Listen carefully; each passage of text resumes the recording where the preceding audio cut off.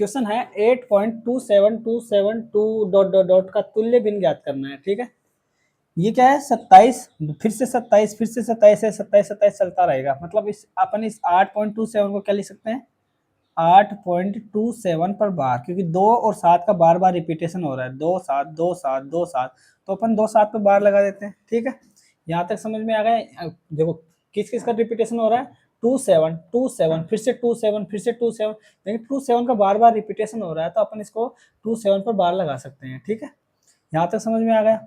अब देखो इसमें एक, इसको अगर भिन्न में बदलना है तो इसके कुछ नियम होते हैं। जैसे पहली चीज क्या है, कितने अंकों पर बार है, सबसे पहले क्या देखते हैं, कितने अंकों पर बार है, कितने पर बार है, कितने पर बार है। जितने पर बार है उतने ही क्या लगा देंगे, उतने ही 9 लगाएंगे। ठीक है, कितने पर बार है, 2 अंकों पे बार है तो 2 9 लगा देंगे। ठीक है, अब दूसरी चीज अपन देखते हैं, दूसरा नियम होता है, जैसे दशमलव के बाद कितने अंक है इस साइड में, दशमलव के बाद 2 अंक है, तो 2 अंक है तो नीचे भी 2 अंक होने चाहिए। अपने पास 1 और ये 2 अंक है।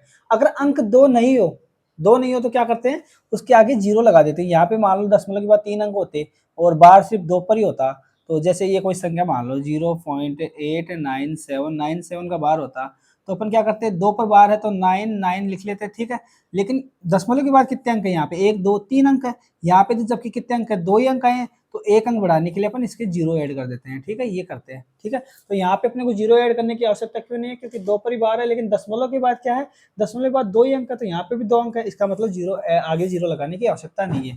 यहाँ पर यानी कि आगे दूसरा नियम कहता है कि अपन दशमलव के बाद अंक है उतने ही नीचे अंक, दशमलव के बाद अंक, अंक को देखते हैं, अगर उतने अंक है उतने उतने ही नीचे भी अंक होने चाहिए, अगर अंक नहीं है तो शून्य ऐड कर देते हैं। ठीक है, शून्य लगा देते हैं। ठीक है, अंक बराबर करने के लिए, दशमलव के बाद 2 अंक है, यहाँ पे भी 2 अंक है, अगर 2 अंक नहीं होते 1 ही अंक होता तो अपन 0 लगा के 2 अंक बना देते। ठीक है, यहाँ तक समझ में आ गया।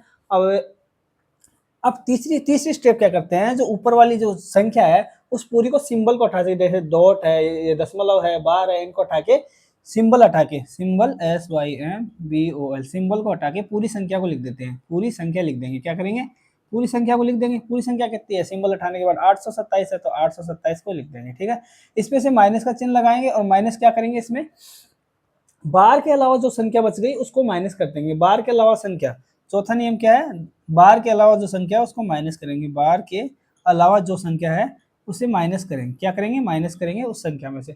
बार के अलावा कितने अंक, कौन सी संख्या है, सिर्फ ये 8 ही है, तो 8 को माइनस कर देंगे। अभी अपना भिन्न में बदल गया। ठीक है, इसको सोल्व कर लेते हैं। ये ऊपर क्या आ जाएगा, 819/99 आ जाएगा। ठीक है, अब 99 आ गया। अब इसको 9 से विभाजित कर लेते हैं, 9 एकम 9, 9 एकम 9, 9 9 81 91, यानी कि कितना आ गया, 91/11 आ गया। ठीक है, ये अपना आंसर हो जाएगा। ठीक है, 91/11 यानी कि ऑप्शन नंबर डी इसका आंसर हो जाएगा। ठीक है।